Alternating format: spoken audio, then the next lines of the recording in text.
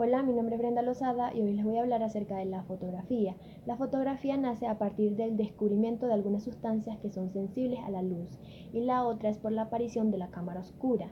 Aristóteles afirmaba que si se le hacía un orificio a una caja, ese objeto que estaba fuera de la caja con la ayuda de la luminosidad se plasmaba dentro de la caja de forma invertida.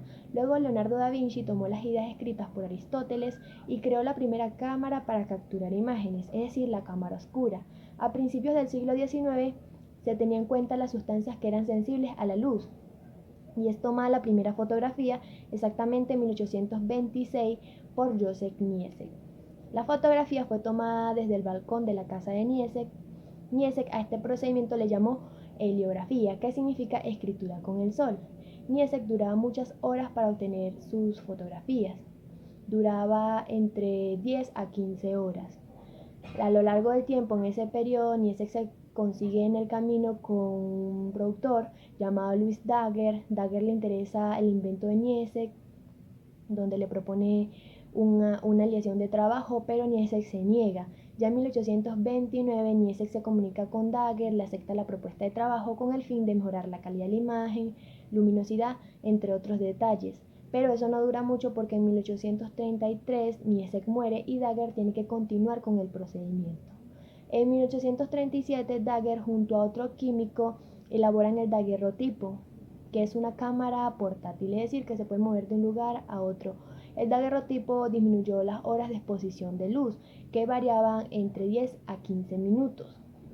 Más tarde, en 1839, Daguerre se comunicó con el Estado de Francia para mostrarle el invento como tal y su procedimiento. A Francia le llama mucho la atención, le compra la patente con el fin de mostrársela al mundo.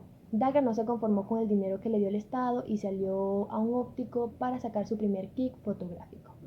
Hay que resaltar que en esa época Daguerre no era el único que quería mejoras para el daguerrotipo, sino que habían otros científicos e inventores que querían lograr algo parecido o aún así mejor, como en el caso de Talbot, que obtenía negativos a través de un papel sensibilizado con nitrato de plata y ácido gálico. Talbot le llamó ese procedimiento calotipo, pero el calotipo no era de mayor calidad como el daguerrotipo. Es por eso que el daguerrotipo en esa época era muy popular por dos razones. Una, porque las fotografías eran muy económicas y dos, porque no pasabas por ese procedimiento del negativo.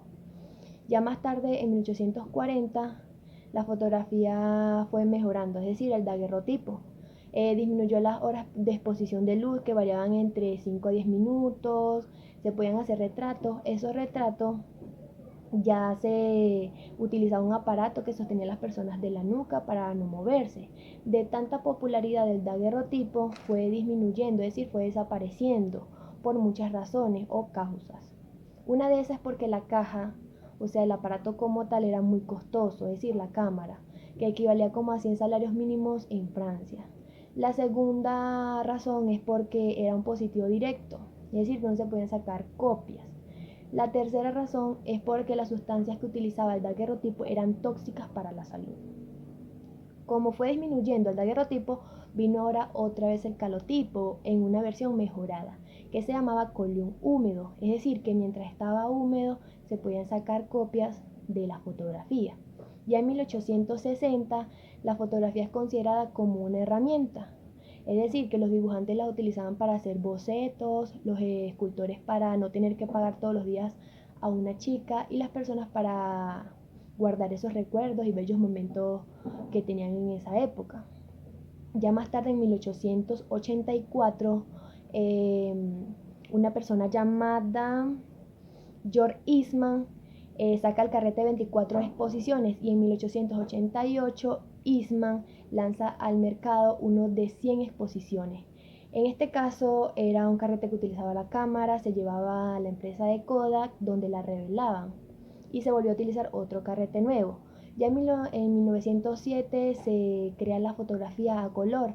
Exactamente no eran todos los colores, sino 3 colores: rojo, verde y azul. Este procedimiento se llamaba autocrom, que eran unas placas de cristal. Esto fue creado por los hermanos Lumière, pero no duró mucho, o sea, solamente 20 años porque era muy costoso hasta que desapareció. Y en 1947 llega la fotografía instantánea. por el estadounidense Everland. ¿Con qué objetivo se hizo esto? Era para no tener que ir a un lugar y revelar las fotos, sino que se saquen al instante. Y así fue como fue evolucionando la fotografía hasta que llegó a mi región, a Venezuela, exactamente antes de 1840 por un francés que era residenciado en Caracas. Se le perdió el daguerrotipo. Y bueno, así fue como fue surgiendo. El primer fotógrafo fue Antonio González. Él era un escritor periodista, él ofrecía sus servicios de daguerrotipista. Ya la primera fotografía impresa en Venezuela fue en el diario El Zulianito en 1889. Y bueno, esta es toda la historia de la fotografía. Recuerden que ahora actualmente existe la cámara digital, la fotografía digital. Se puede conectar la cámara mediante un cable USB al computador. Puedes imprimir las fotografías en un papel especial o en cualquier tipo de papel. Y bueno, eso es todo.